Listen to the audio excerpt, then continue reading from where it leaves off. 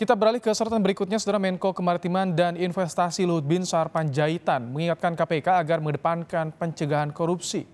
Selanjutnya baru penindakan, salah satunya operasi tangkap tangan atau OTT. Menurut Luhut, berkurangnya OTT justru bisa menghemat triliunan rupiah dan meningkatkan pajak. Terkait hal itu, Luhut mengingatkan KPK untuk mengutamakan pencegahan korupsi, bukan melakukan OTT. Bagi Luhut, pencegahan korupsi melalui sistem digital lebih efektif daripada penangkapan atau OTT terhadap pelaku korupsi.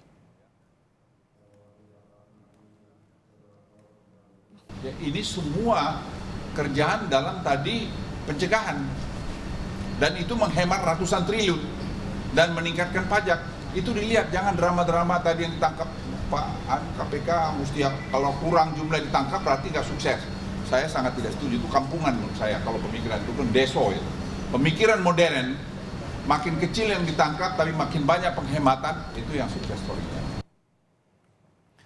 Sementara itu, Ketua KPK Firly Bahuri sependapat dengan pernyataan Luhut bahwa pemberantasan korupsi tidak bergantung pada penindakan saja. Menurut Firly, penindakan atau OTT oleh KPK dilakukan setelah adanya upaya pencegahan. Firly menambahkan ada 3 poin dalam pemberantasan korupsi, yaitu pendidikan, pencegahan, dan yang terakhir penindakan termasuk OTT.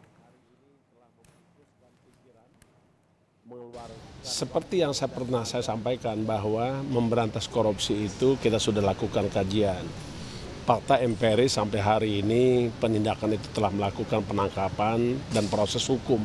Memberantas korupsi itu tidak bisa hanya dilakukan dengan cara penindakan saja. Karena kita belajar sebab-sebab orang melakukan korupsi. Nah, sebab-sebab melakukan korupsi itu adalah satu adalah karena faktor internal. Yang kedua, kita lakukan juga dengan upaya pencegahan. Jadi kalau tadi adalah bagaimana perilaku orang dirubah sehingga orang itu tidak ingin melakukan korupsi. Yang kedua, sistem yang kita perbaiki supaya tidak ada celah dan peluang terjadi korupsi. Jadi bukan berarti pemberantasan korupsi itu hanya cukup penindakan saja, hanya cukup dengan pencegahan saja, hanya cukup dengan pendidikan masyarakat, tapi 3 hal tersebut bersama-sama, berbarengan, berkelanjutan, simultan. Hal senada juga disampaikan Menko Polhukam Mahfud MD menanggapi pernyataan Luhut yang mempertanyakan OTT yang kerap dipamerkan KPK. Meski setuju dengan pernyataan Luhut, namun Mahfud menyebut OTT masih diperlukan untuk kasus yang belum bisa dicegah. Dari satu segi ya betul dong Pak Luhut, dari satu segi bahwa sebaiknya tidak banyak OTT. Caranya apa? Cegah agar tidak terjadi korupsi. Itu artinya digitalisasi yang lebih bagus di pemerintahan. Kan sudah benar logikanya Pak Luhut. Tapi logika konkretnya OTT tidak bisa dilarang karena masih terjadi sebelum proses atau mekanisme pencegahan itu berjalan sempurna. Kan gitu. Untuk jangka panjang jangan pamer-pamer OTT, kita cegah dari awal.